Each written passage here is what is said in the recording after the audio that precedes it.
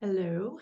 For those of you who don't know me, this is Jody Watkins. I want to first off welcome you to my YouTube channel. I hope you will subscribe and I hope you will find support as you navigate also to my Jody Watkins Life and Health community inside of Convene Communities. Today I'm here because when I woke up this morning, I usually do my mindfulness first. And then sometimes I will check my text messages. I have people that reach out to me quite frequently. And so sometimes I just want to see, what's going on. So I do stay off my phone for at least the first 30 minutes after I wake up. But then after that, I can navigate. I don't go to social media normally. I just go and check and see, if anybody reached out personally. So this morning I did that and I received a text. It's from a good friend, and she recently lost her father. So that inspired me to not only do a video, but also create an experience or lesson to help not only her, but anyone who has suffered the loss of a loved one. For those who have known me, you know that I have gone through this a lot. So I felt the need to do this video in hopes that it can create some hope and support for anyone out there who might be navigating healing through grief. All right, so I want to read something. My daughter wrote this a long time ago, actually, and I keep it right in front of me. And I look at it every single day, just as a reminder. And I wanted to share it with you as well. It says, if you ever feel down, you always find a way. Riding on a bus or walking in a town. Even if you don't have this, you will always be blessed because you know that God is here to clean up all of this mess. I don't remember what sparked her to write that. I don't even remember what was going on at the time. Like I said, it's been a long time, but it's on a dry erase board and I just keep it right in front of me and I don't let it get wiped down. But anyway, I wanted to read that to you because I felt like if it could help me, maybe it can help you as well. Today, I'm going to read off some steps to help you navigate this process called grieving. All right. This is something that honestly, I did not do very well for most of my life up until recently. The first step is to allow yourself to grieve. As someone who learned how to compartmentalize and suppress early in life, and then went into the military, into a male-dominated career field, showing grief was not something I did very well. My mom passed away in 2009. Our daughter was born 3 months later. I went off to physician assistant school and I just sucked it up and I kept going. But the problem with that is it will come out. It will need to come out. So now I know that suppressing and compartmentalizing is not the best route to take. And then it's really important to surround myself with people who love me and support me and will help me through the grieving process. Now that looks different for everyone. For me, I have a couple of trusted friends and they always know what's going on. I have my loved ones that I live with, right? So those are the people that I normally go to help me through. You will want to find your tribe.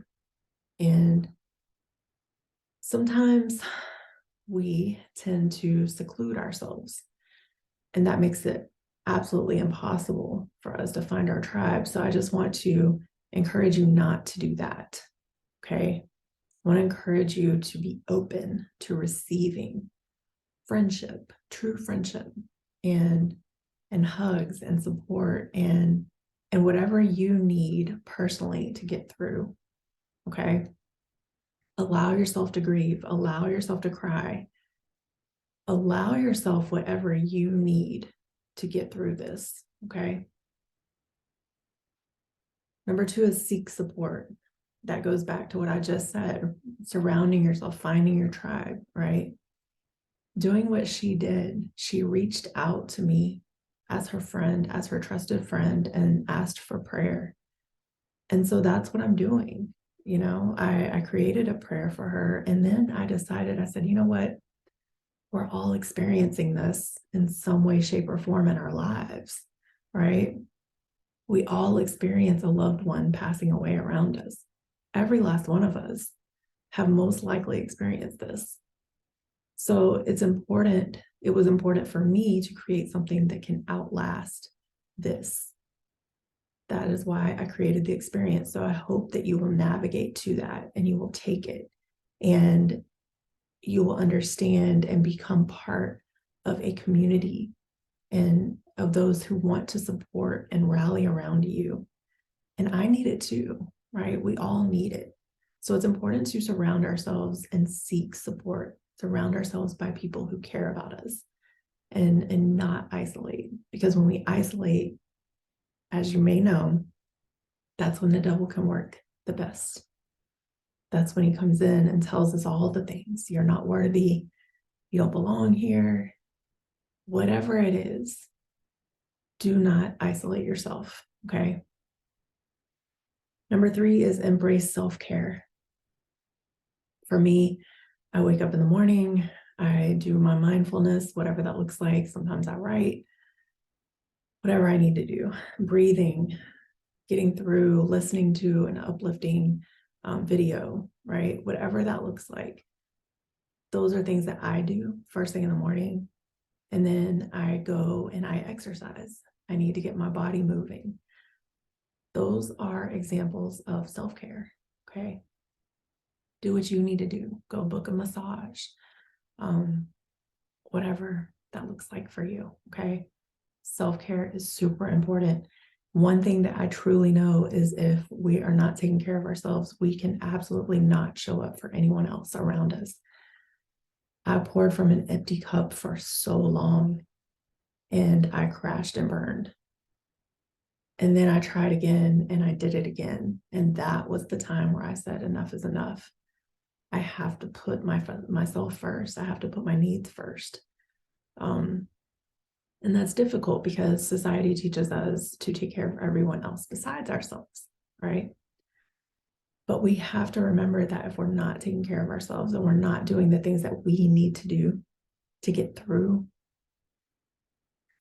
it's going to show up in an area of our lives that we don't desire it to show up in.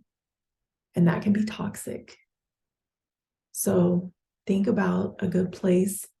If you're a writer, do some writing. I like to journal. I like to type. I write to God a lot. When I'm going through a difficult time, I write to him and ask for guidance and support and wisdom. That's something that you can implement. I love to go to the beach and breathe, and I'm grateful that I live close to the beach to where I can do that. So that's something that I implement. Okay, but find your place. If it's going out and finding some wilderness and just being at peace with everything, listening to the birds chirp, that's self-care, and it's so important. Okay. Number 4 is to preserve memories. All right. I have items that I've kept that help me preserve the good times with my mom. I recently had to put my dog down, and I am preserving memories with her as well. It's okay to preserve memories as long as they are positive memories, but we don't want to preserve things that are pulling at us and creating negativity through this process. For me, my dog passed away a few days ago, and the next day I was walking in the house and I couldn't look at her dog bed anymore. I couldn't look at her dog crate. I was trying to clean up and it was driving me crazy. And so I literally just put everything that, was open, like dog food that I wasn't going to need now, her dog beds, everything that was kind of triggering a negative response in me, I put it out on the curb, and I created a post in Facebook Marketplace, and I just said, free dog stuff, please come pick up. And I'm truly grateful that a woman needed it for a dog that she had just rescued. She needed all of it. And so her husband came and picked it up. And when I put it out by the curb, I just said, Lord, please let somebody take this, because I really don't want to have to take it back inside. And he provided, and I'm grateful for that. And I know this is a different circumstance, because losing humans and losing pets can be different. But this one hit differently because she and I had a bond that had been created over a few years. And it started with trauma between both of us. And it really led to her being that, not person, but the animal that I would walk in the house and she was always happy to see me. And it really just helped me get through a lot of things, get through the day. So it's a loss, it's a void. So I just want to encourage you to preserve those memories and grieve through them if you need to, cry if you need to, let the tears flow. It's okay not to be okay all the time. None of us really are okay all the time. And when we suck it up and keep pressing, we're really just doing ourselves a disservice. So I hope that you will take this information with you and really hold on to it and allow yourself to heal through this process. That carries me to number 5, which is allowing time for healing. This varies between all of us. And honestly, I can say, losing a parent, I still haven't fully healed. And healing isn't forgetting either. When Mother's Day comes, when holidays come, the date that she passed, those are all days that they're hard for me. They really are. And they're going to be hard for you too. And that's okay. If you need to cry, cry. Again, that's why we surround ourselves with people who support us and understand that on those days, we're not going to be okay. If you've lost your dad, Father's Day is not going to be easy for you. And that's okay. That is absolutely okay. And no one can put a timeline on your healing. Don't let anyone tell you, well, it's been 3 years. You should be over it now. No. It's been almost 14 years since my mom passed away. And I still struggle on those days, on her birthday, on Mother's Day. And that's okay. That is absolutely okay. That is part of the healing process. That is part of allowing yourself to grieve. And if people around you don't understand that, they probably aren't your people, okay? The last one, and something that I've had to do, is to consider professional help. I had no idea that I had been carrying trauma since I was just a little girl. So I went through a therapy called EMDR, and it's for basically helping us navigate through our past and heal through things that we just compressed or suppressed, okay? Those things are still there. They don't just go away. So for me, seeking professional help and really navigating that process correctly was vital to who I am today. If you are someone who is finding it difficult to navigate this grieving process, I highly encourage you to reach out to someone who can help you through it. It doesn't have to be a therapist necessarily. It can be a life coach. It can be a coach, period. But it needs to be someone who can relate to you and who will support you through the journey, okay? Don't be afraid to ask for help. I really hope this video encourages anyone out there to understand that grieving is absolutely 100% okay and necessary. And I also hope that for those of you who have lost loved ones, that you will find healing in your life. One thing that my EMDR therapist did have me do, because most of the people that I was upset with or grieving were gone, right? She had me write letters to them. So if you lost someone close to you recently, I highly encourage you to write a letter to them and read it out loud. Read it to someone who will listen to you. Read it out loud. That person's still here with you. They want to hear your thoughts. God bless you. And just remember, it's okay not to be okay. And healing is a process that doesn't happen overnight.